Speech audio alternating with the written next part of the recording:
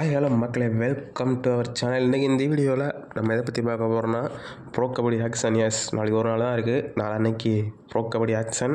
Okay, நீங்கள் எதை பற்றி பார்க்க போகிறோன்னா எல்லா டீமோட ரிமைனிங் பர்ஸ். எஸ், எல்லா டீமும் ரீட்டைன் பண்ணதை நிறைய பேர் ரீட்டைன் பண்ணியிருப்பாங்க. அதை தவிர்த்து எவ்வளோ அமௌண்ட் ரிமைனிங் வச்சுருக்காங்கன்னு தான் பார்க்க போகிறோம்.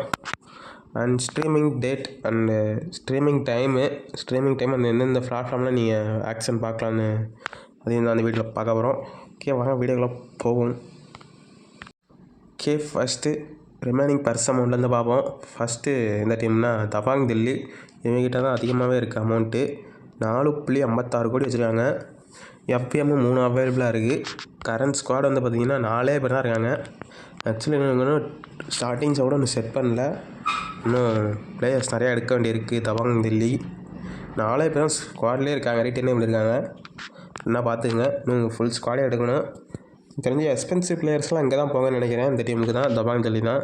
இந்த ஷாட்லு மாதிரியான பிளேயர்ஸ்லாம், ஷாட்லு, பவான், இந்த மாதிரி பெரிய பிளேயர்ஸ்லாம் போக வாய்ப்பு இருக்குது. ஏன்னா நிறைய அமௌண்ட் இருக்குது. இவங்க அசும் மாலிக்கே ரிலீஸ் பண்ணியிருக்காங்க. அசும் மாலிக்கும் எப்படியும் மிஸ் பண்ணி வாய்ப்புகள் இருக்குது. ஓகே, நெக்ஸ்ட் டீம்னா நம்ம பெங்களூர் புல்ஸ் தான். அவங்கக்கிட்ட 4.12 கோடி இருக்குது.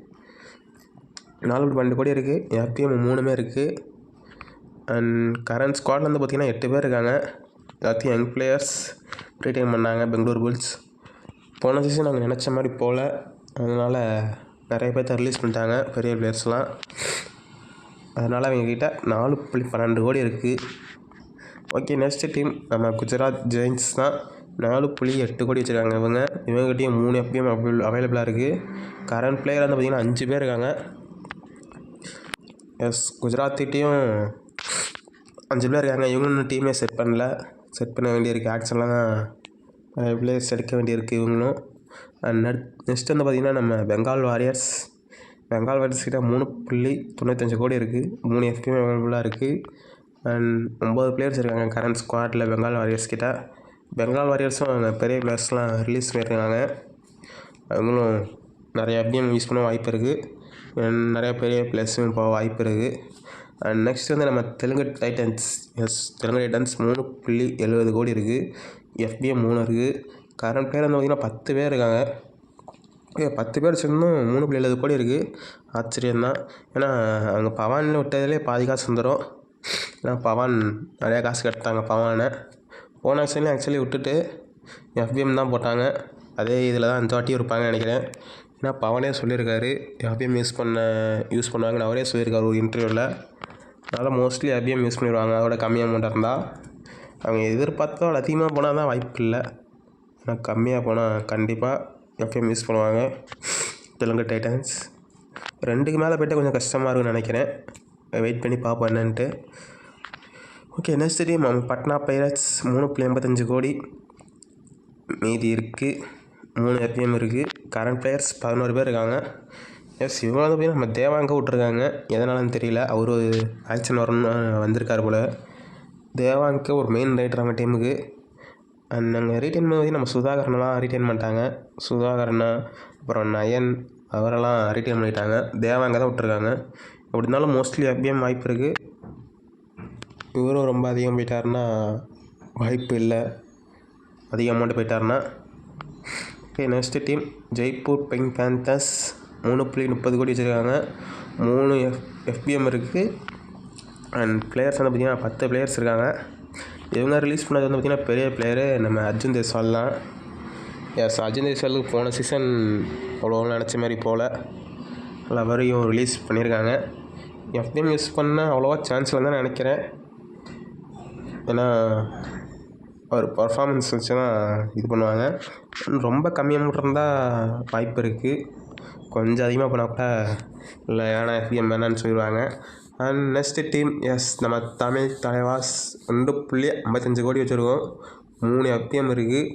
16 பிளேயர்ஸ் நம்ம ஸ்குவாடில் இருக்காங்க. இப்போ ஆல்ரெடி நம்ம டீமுக்கு செட் ஆகிடுச்சு. 14 பேர் எடுத்துட்டோம். இன்னும் கொஞ்சம் பேர் தான் எடுக்க வேண்டியிருக்கு. ஒரு பெரிய பேர் கூட எடுக்க வாய்ப்பு இருக்குது. ரைடர் ஒரு பெரிய பிளேயராக எடுத்துகிட்டு இருக்கவும் வாய்ப்பு இருக்குது. ஏன்னா நம்ம ரிலீஸ் பண்ணது ஒரு பெரிய பிளேயர் சச்சின் தென்வாரை விட்டுருக்கோம். போன சீசனில் ஒரு பெரிய ப்ரைஸ்க்கு போட்டு எடுத்தோம். அவருக்கும் போன சீசன் நினச்ச மாதிரி போகல, அதனால் ரிலீஸ் பண்ணியிருக்கோம். அவர் விட்டதுலேயே ஆக்சுவலி பாதி அமௌண்ட் வந்துருச்சு, சச்சின் தெண்டுல்கர் விட்டதாலேயே. சச்சின் எடுக்க வாய்ப்பு இருக்குது. கம்மி அமௌண்ட் போனார்னா எஃபிஎம் போடலாம். நம்ம டீம் 3 எஃபிஎம் இருக்குது, 14 பிளேயர்ஸ் இருக்காங்க. ஆக்சுவலி ரிட்டைர்மெண்ட் நிறையா பிளேயர்ஸ் ரிட்டைர்மெண்ட்லேயே நம்ம டீம் தான் அதிகம். இன்னும் 14 பிளேயர்ஸ் ரிட்டைர்மெண்ட் இருக்கோம். இதெல்லாம் ஒரு பியூ நம்பிட்டா பாருங்கள், 2.45 கோடி இருக்குது. 14 பிளேயர்ஸ் ரிட்டைன் பண்ணியும் சில டீமில் 10 பேர் ரிட்டைன் பண்ணியிருக்காங்க. பியூ 2.46 தான் இருக்குது. ஏன்னா அவங்க கொஞ்சம் பெரிய பிளேயர்ஸ்லாம் ரிட்டைன் பண்ணியிருப்பாங்க, அதனால் அவங்களுக்கு கம்மியாக இருக்கும். ஓகே, அடுத்த இதில் புனேர் பல்டன் 2.49 கோடி இருக்குது. புனேர் பல்டன்ட்ட 3 எஃபிஎம் இருக்குது, 14 பேர் ஸ்குவாடில் இருக்காங்க. நெக்ஸ்ட்டு ஹரியானா ஸ்டீலர்ஸ் 2.46, 3 எஃபிஎம், 10 பேர் ஸ்குவாடில் இருக்காங்க. நெக்ஸ்ட்டு யூமம்பா 2.31 கோடி அவைலபிளாக இருக்குது. மீதி 3 FBM and current players 10. And next last வந்து பார்த்திங்கன்னா 1.86 UP Yoddhas 2 FBM and 13 players ஸ்குவாடில் இருக்காங்க. ஓகே, அடுத்து நம்ம ஸ்ட்ரீமிங் பிளாட்ஃபார்ம்ஸ்லாம் பார்த்துக்கலாம். ஓகே, ஸ்ட்ரீமிங் டைம் வந்து பார்த்திங்கன்னா நாளைக்கு 31 ஆக்ஷன் கரெக்டாக 7 மணிக்கு ஆரம்பிச்சிடும்.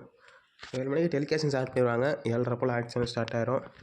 ஓகே, ஸ்ட்ரீமிங் பிளாட்ஃபார்மில் வந்து ஸ்டார் ஸ்போர்ட்ஸ், டிவியில் வந்து ஸ்டார் ஸ்போர்ட்ஸு, டிஜிட்டல் வந்து பார்த்திங்கன்னா டிஸ்னி ப்ளஸ் ஹாட்ஸ்டார். ஓகே, இந்த வீடியோ உங்களுக்கு பிடிச்சுன்னு நினைக்கிறேன். பிடிச்சா மறக்காமல் சப்ஸ்கிரைப் பண்ணுங்கள். ஒரு புது வீடியோவில் பார்ப்போம்.